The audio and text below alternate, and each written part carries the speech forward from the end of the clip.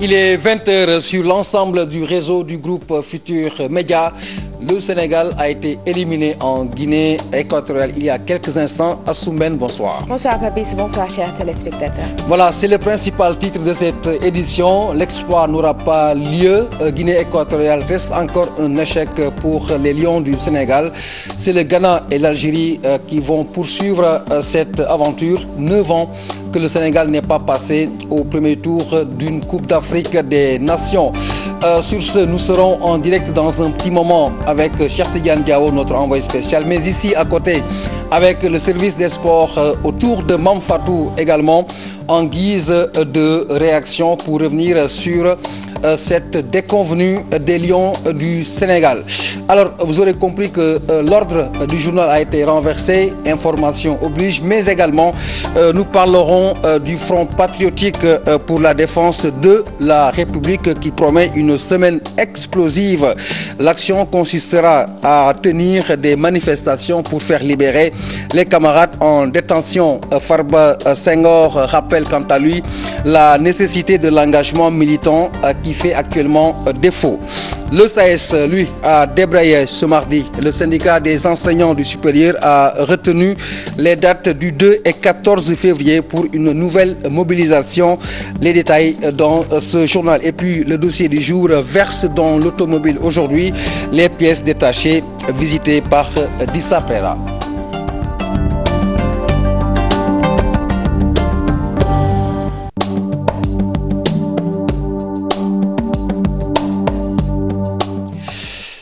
Messieurs, dames, bonsoir et merci de nous choisir dans cette journée extraordinaire qui sera inscrite dans les annales du football sénégalais. Encore une déconvenue dans le cadre d'une phase finale de Coupe d'Afrique des Nations. Je le disais dans le sommaire, 9 ans que le Sénégal n'a pas humé ou justement sniffé un peu les merveilles d'une qualification. Nous allons tout de suite aller en Guinée. C'est pour retrouver notre envoyé spécial Cheikh Tidiane Diao, certainement très déçu ou surpris par cette déconvenue sénégalaise. Cheikh Tidiane. Hey, tu me payes, je vais foutre mon numéro à la fenêtre. La meuf du GPS, tu l'écoutes quand elle dit de tourner à gauche, hein. Tu sais changer une... Alors, Cheikh Tidiane, donc qui n'est pas dans les dispositions peut-être pour nous parler. Cheikh Tidiane, bonsoir. Bonsoir, Fabrice Diao. Voilà, je disais que vous êtes déçu ou surpris aujourd'hui? Oui, déçu, ça c'est sûr. Surpris au vu du match, pas vraiment.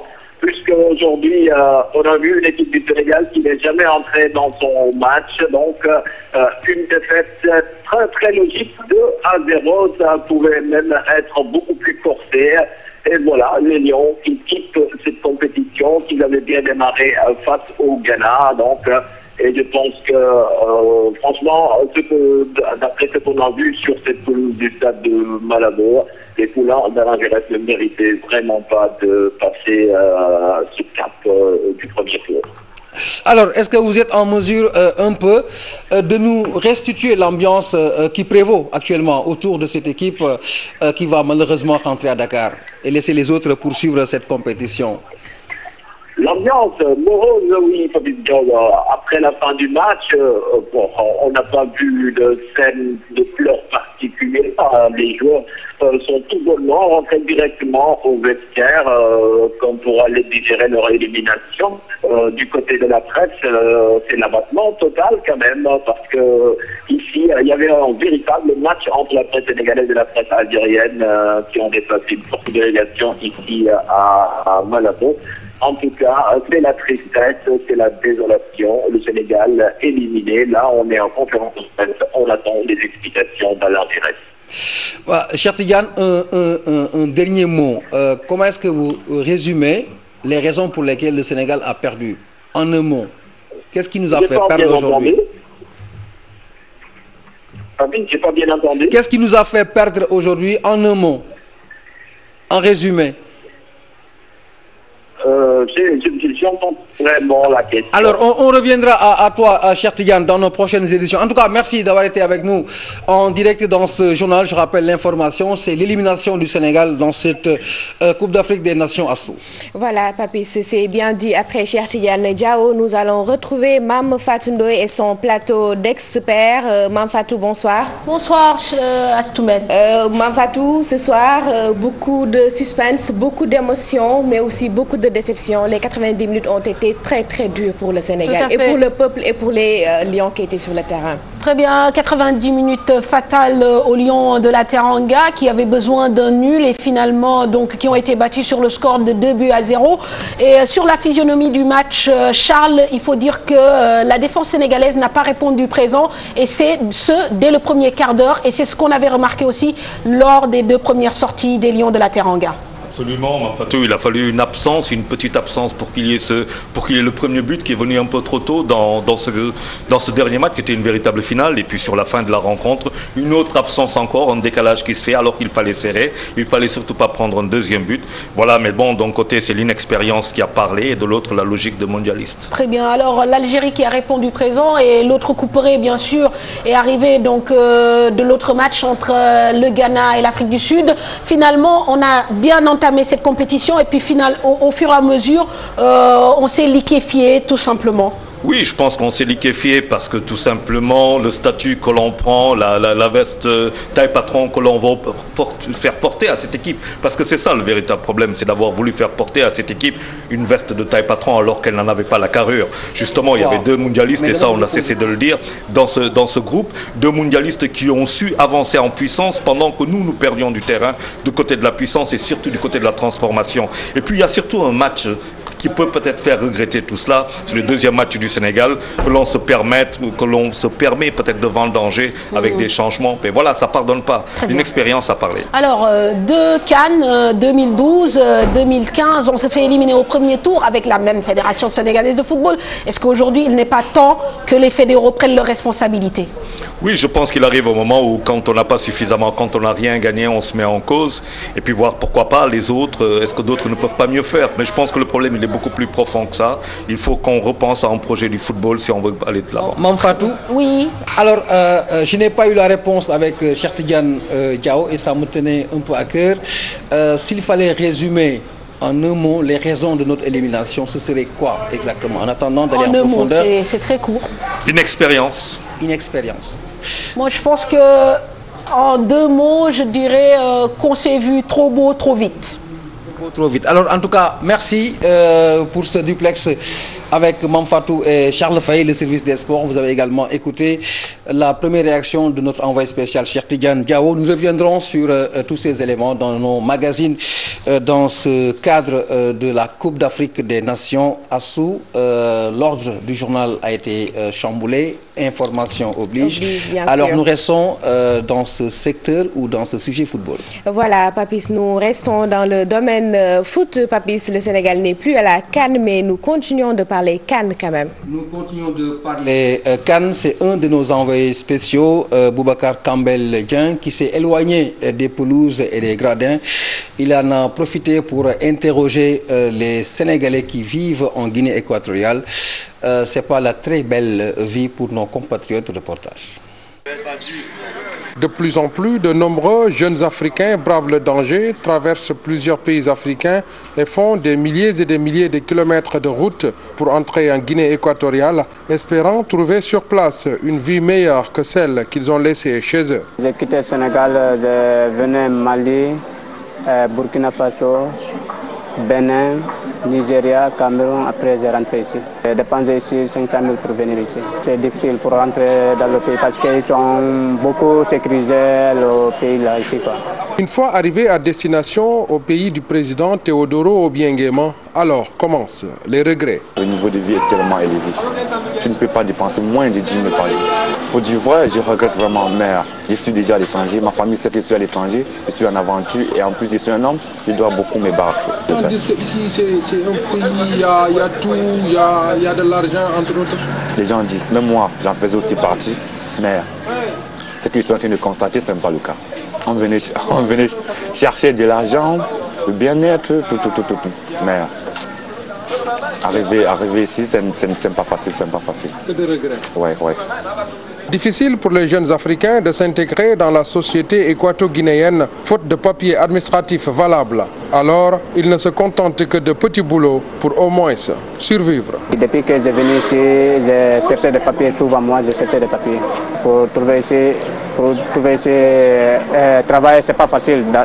Donc, parce que si tu n'as pas de métier là, tu ne peux pas gagner un bon travail ici. En situation irrégulière, ces jeunes Africains sont régulièrement victimes de contrôles, d'interpellations et de raquettes de la part des policiers de ces pays. Tous ou presque sont unanimes. Si c'était à refaire, ils ne s'aventureraient jamais à rallier la Guinée équatoriale qui, selon eux, est une terre maudite ces temps-ci pour les émigrés africains sans papier et sans qualification.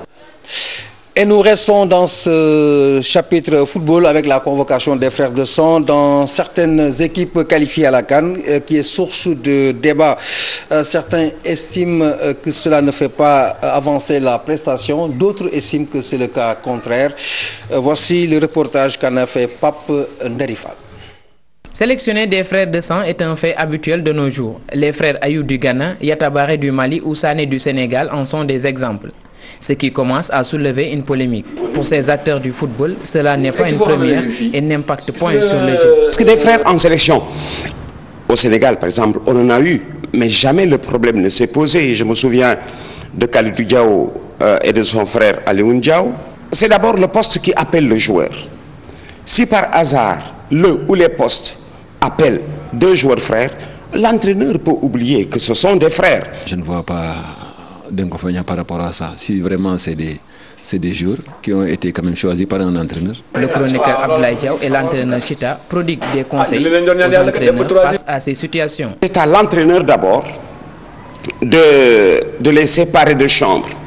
Même si dans le jeu, ils se cherchent, ça peut passer inaperçu. Qu'il soit le frère de A ou de B, mais il revient à l'entraîneur quand même de faire son choix. Soit il prend ou il ne prend pas. Cependant, ces joueurs doivent éviter d'ouvrir des ruelles de critiques par leur comportement. À eux aussi, comme on dit, d'éviter de se mettre sous la critique des autres. Bon, ils peuvent oublier tout en jouant. Ils peuvent oublier l'un l'autre qu'ils cherchent à mettre l'un l'autre dans des meilleures conditions.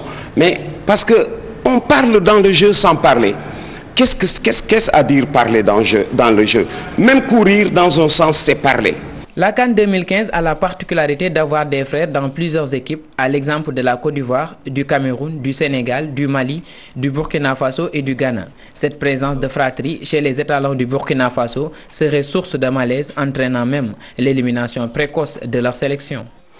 Pape Nderifal, quelques pirogues des filets du poisson. Nous sommes à Soumbédioune, pas pour voir le prix de cette denrée rare, mais pour le rythme de la CAN.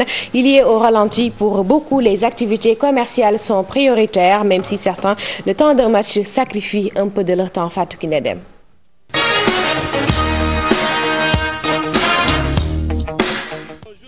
Marème Sall ne s'intéresse pas à la CAN, mais cela ne l'empêche pas d'être de tout cœur avec les Lions. Idem pour Tidiane Lo. Seetaanoo. seetaanu ma ko nag. lu tax. waaw dama amul jotam moo tax maa ngi ci liggéey bi.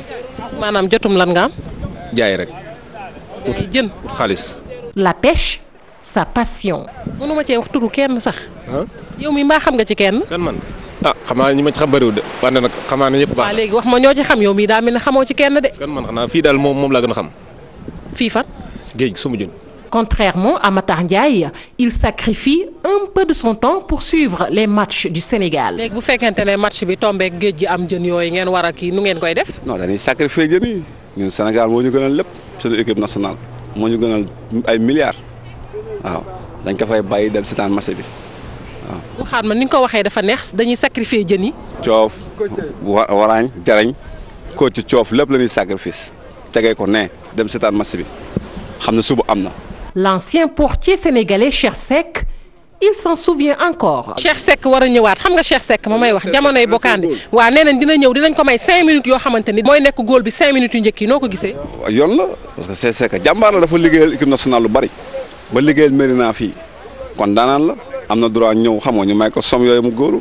mais yaakaaroon ni buñ ko mayee som tamit jëm na mag de est-ce que bii du dugg. ban bii moo dugg sama boy yi ma gis nii non ñi ay ndaanaan yow sama défense blende la milieu terrain blende la waaw fa yàllaaw rek dañuy am ndam si kàttanu yàlla.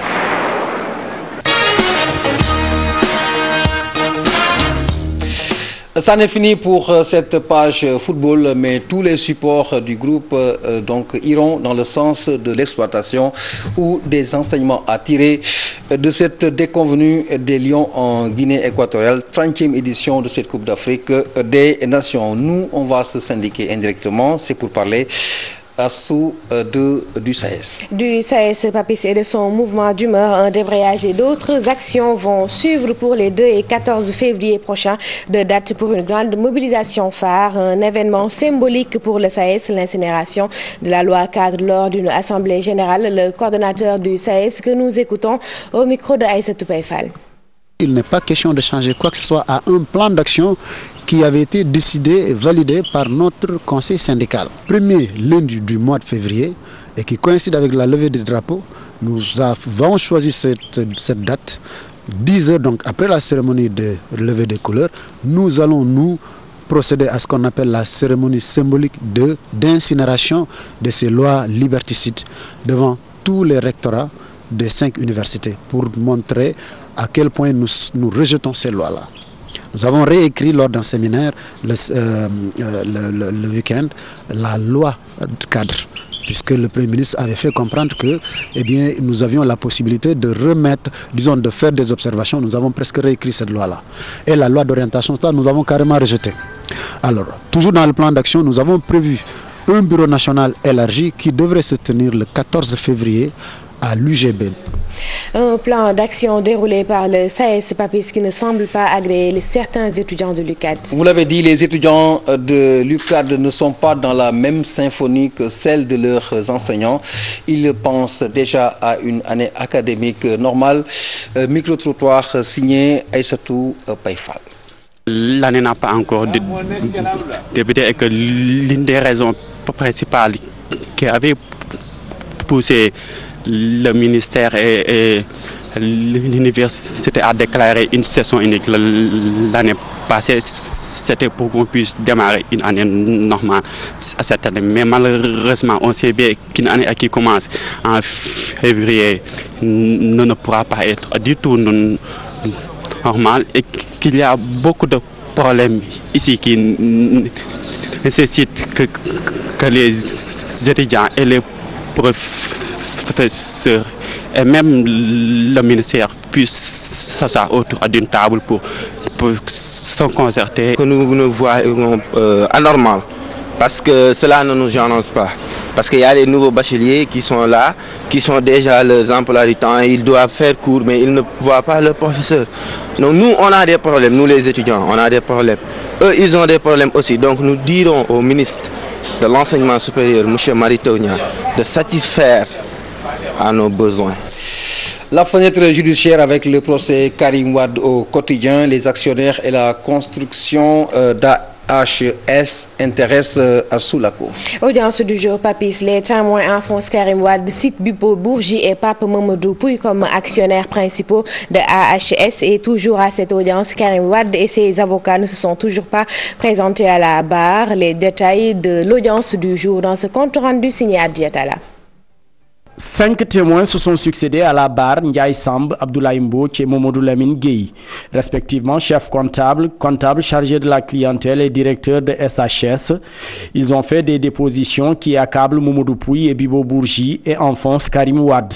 La comptable Ndiaye Samb déclare Bibo Bourgi, Momodou Pouy, Pierre Agboba et Karim Bourgi comme les principaux actionnaires et bénéficiaires économiques d'AHS, même si celle-ci rappelle que ces derniers voulaient faire dans la discrétion pour ne pas figurer dans les statuts de l'entreprise. Abdoulaye Mbouch, le chargé de la clientèle à AHS, dans ses témoignages, déclare que toutes les décisions à AHS émanent de HQ1 et HQ2, des sobriquets de Bibo Bourgi et de Momodou Pouy. Ces 2 actionnaires sollicitaient l'entregent d'Evelyne Rioux, consultante par ailleurs directrice administrative et financière des AHS pour maquiller et falsifier des documents et autres factures en contournant la direction gérée par Elimanel Diop. L'intermédiaire allait même plus loin, il lui arrivait de fournir des documents diminuant les recettes de la boîte. Momodou Lamine Gueye, le directeur de SHS, victime d'une injustice dans le choix des sociétés sélectionnées pour l'assistance à la plateforme aéroportuaire, voit la main de Karim Wade derrière la mise à l'écart de sa société au profit de AHS. Le témoin va jusqu'à déclarer que même les gros marchés de l'État revenaient à AHS. Karim Wade et les avocats de la défense ne se sont pas présentés à l'audience suspendue ce mardi. Elle reprend mercredi avec l'audition de Bibo Bourgi. Adjette à la série de manifestations du Front patriotique pour la défense de la République, Farba Senghor déplore le défaut d'engagement de certains libéraux. Il n'y a pas suffisamment d'engagement militant pour réussir les causes dans lesquelles ils sont engagés, ces libéraux, autour du Front patriotique pour la défense de la République. Une manifestation ou des manifestations prévues cette semaine. Du côté de l'APR, on estime que c'est de l'enfantillage. C'est Youssou Touré qui a tenu ses propos. Fatima Taba Mohamed Dia. Une marche le mercredi, un meeting le vendredi, un vaste rassemblement à la place de l'Obélisque le samedi. Le Front patriotique pour la défense de la République annonce une semaine de feu pour faire face au gouvernement de Macky Sall. Nous avons demandé au peuple sénégalais, dans son ensemble, de se mobiliser pour marcher contre les différentes injustices et la cacophonie au sommet de l'État et le tâtonnement qui nous gouverne. Je crois que tous les secteurs de l'État et de notre pays sont ébranlés par la manière de gouverner de Macky Sall. Abdoulaye Wade et le PDS sont habitués à ces genres de comportements. Ce Abdou Diouf aussi, c'était la stratégie de la terreur. Combien de Sénégalais sont morts parce que tout simplement Wade appelait à des manifestations. Une série de manifestations que Youssou Touré qualifie d'enfantillage. L'apériste pense que c'est peine perdue. À la limite, c'est de l'infantilisme indigne des responsables de la trempe de ces messieurs-là qui sont en face de nous. Ils veulent aujourd'hui semer le doute dans l'esprit des uns et des autres, dans l'esprit des Sénégalais. Je crois qu'ils nous promettent une semaine de feu. Ils n'y arriveront pas. Parce qu'ils ne peuvent pas déstabiliser ce pays-là. Farba Senghor appelle les militants du Parti démocratique sénégalais à plus de détermination dans le combat, car selon l'ancien ministre libéral, certains ne se donnent plus à fond. Dans le passé, Abdoulaye Wade soufflait le chaud et le froid. Vous avez vu toutes les grandes manifestations qui ont eu lieu ici, depuis Senghor, Abdou Diouf jusqu'à maintenant. Le président Abdoulaye Wade était là, il se battait contre le régime. Après, il négociait et il avançait. Donc ce que le PDS n'a pas su faire pendant ces 2 ans, il faut un combat frontal contre ce régime. L'interpellation des jeunes de l'UJTL dans l'affaire du bus de Kardemdik incendié, l'arrestation de certains dignitaires du Parti démocratique sénégalais, entre autres raisons avancées par le Front patriotique pour la défense de la République qui n'exclut pas de passer à la vitesse supérieure. Ils parlent d'une semaine de feu, nous leur offrirons une semaine de fleurs. Et nous parlons de la visite prévue du garde des Sceaux, donc ministre de la Justice. Une visite Papis suivie de 2 promesses, la révision des longues détentions préventives et l'amélioration des conditions de vie des prisonniers. Une visite à la MAF de Liberté 6 avec Salimata Aoussek et Modou Diop. Les conditions de détention au Sénégal, un grand chantier sur lequel les autorités sont très attendues. Tout le sens qu'il faut donner à ce déplacement du garde des Sceaux à la MAF de Liberté 6. Sur place, un chapelet de doléances, principalement les longues détentions, rapporte M. Sidiki Kaba. Longue détention pèse sur elle. Et nous avons pu constater qu'il y a quelques personnes ici, on ne devrait pas les retenir, qui sont condamnées à des peines lourdes. Mais c'est aussi pour des crimes aussi qui sont commis. Elles ont dit que ces détentions peuvent être source de stress.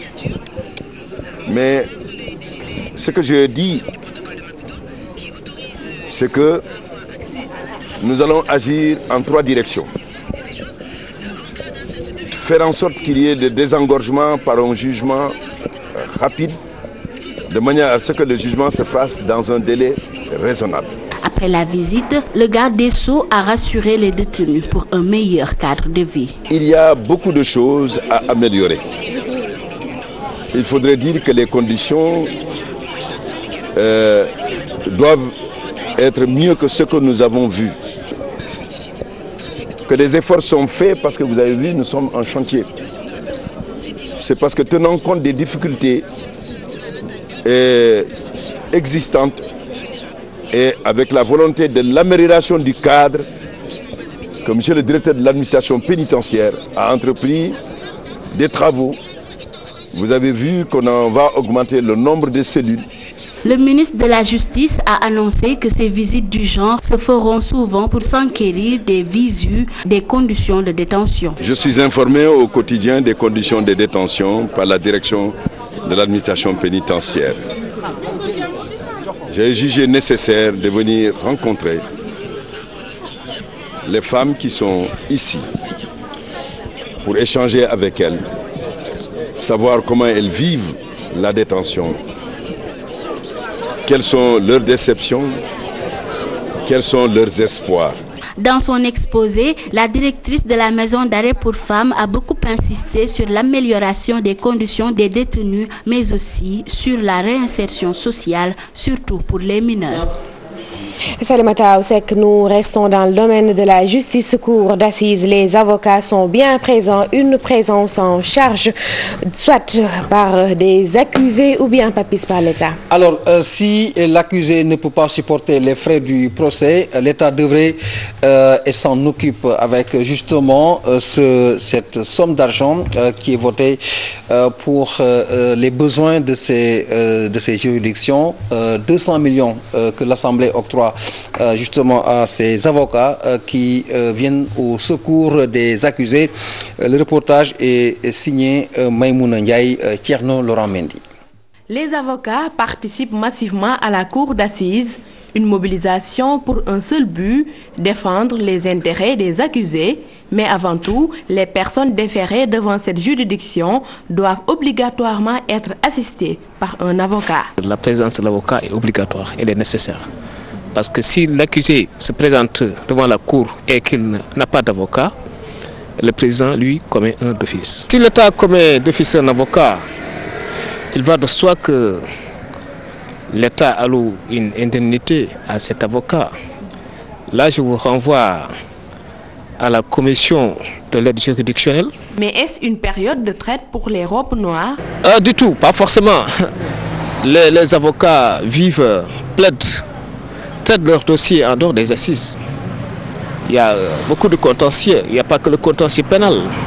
Non, ce n'est pas une période de traite parce que c'est un devoir. Vous savez, les avocats qui sont constitués sont commis d'office. Et quand un avocat est commis d'office, il abandonne son cabinet pendant au moins une journée, sinon même plus. Plaider, assister l'inculpé, c'est avant tout un plaisir pour Maître Ndeye Fatou Touré. L'avocat qui arrive à faire acquitter son client, il aura rempli son devoir et il aura expliqué aux magistrats, aux juges, c'est une juridiction collégiale, que cette personne n'est pas aussi dangereuse qu'on peut le penser. J'ai l'habitude de dire que c'est une profession qui donne des satisfactions morales. Meurtre, assassinat, infanticide, entre autres, la cour d'assises, c'est la juridiction d'exception, chargée uniquement de juger les infractions qualifiées de crimes, et les peines peuvent aller de 5 ans à la perpétuité. Et nous parlons de transport avec le désenclavement des régions du sud. Gorohouma propose autre chose. Voilà, Papis, pour lui, la construction d'un pont n'est pas la solution. Seule solution pour le désenclavement des régions sud du pays, la construction d'une voie de contournement. Le secrétaire général du syndicat national des travailleurs routiers affilié à la CNT s'est en tournée à l'intérieur du pays. Ziguinchor, notre reporter Boubacar Diassi l'a rencontré. Nous l'écoutons. Depuis le président Diouf, il y avait une signature parlant de la question du pont. Avec le régime de Abdoulaye Wade, le président Abdoulaye Wade, 2 signatures avec la Gambie pour toujours la question du pont. Ça n'a pas passé. Actuel président Macky Sall, une signature, ça ne passe pas. Donc il faut qu'on se croie nous-mêmes. Il faut que l'État sache que ces populations ne sont pas de la Gambie. Ces populations sont du territoire du Sénégal. Cette traversée-là, c'est une traversée uniquement pour des Sénégalais. Si 100 personnes traversent, peut-être 95% de ces personnes-là sont des Sénégalais. Donc l'État, moi ma proposition, je la maintiens toujours, l'État doit faire le contournement à 2 fois 2 voies, ne serait-ce que pour soulager la Casamance, ne serait-ce que pour pour que les gens puissent circuler librement quand ils veulent. Non, moi je préfère qu'on prenne l'existant d'abord. C'est la route qui passe par Tamba, Kolda, soit par l'autre Carrefour Diaroumbe ou bien Taraf. Et nous en arrivons à la conclusion de cette édition avec le dossier du jour qui porte aujourd'hui sur les pièces détachées, c'est dans l'automobile. Voilà, Papis, les pièces détachées qui connaissent des difficultés, cherté des taxes douanières, cherté de la location des boutiques et arrivée de nouvelles marques de voitures. Le marché des pièces détachées traverse une zone de turbulence, une instabilité qui n'enlève en rien l'optimisme des acteurs. Dossier signé Dissa Prera. Jadis florissante avec d'énormes bénéfices, la vente de pièces détachées ne fait plus courir. Beaucoup de difficultés assaillent aujourd'hui le secteur. Daouda Thiaw, un des plus anciens vendeurs de pièces détachées sur l'avenue Émile Badiane, se plaint de la situation. Le business ne marche plus maintenant. Les taxes douanières sont très chères. Nous ne gagnons plus comme avant. Et puis le secteur informel est laissé à lui-même.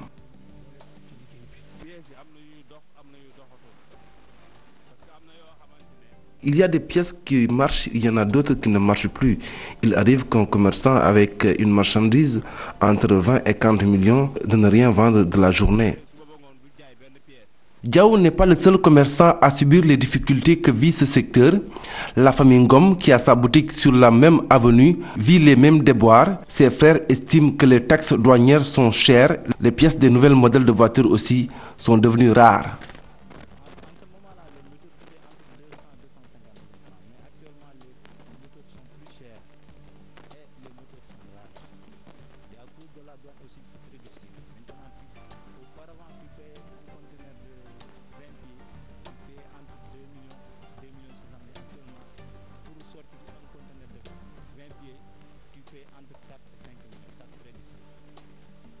Les taxes douanières sont chères et il n'y a pas beaucoup de clients. En plus, il y a la concurrence. Les pièces qu'on vendait nous à 5 000 francs, on les retrouve maintenant sur le marché à 2 000 francs.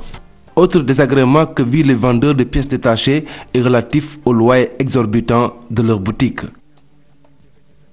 Nous peinons beaucoup à payer le loyer qui est très cher. Ce serait bien qu'on nous aide à le diminuer.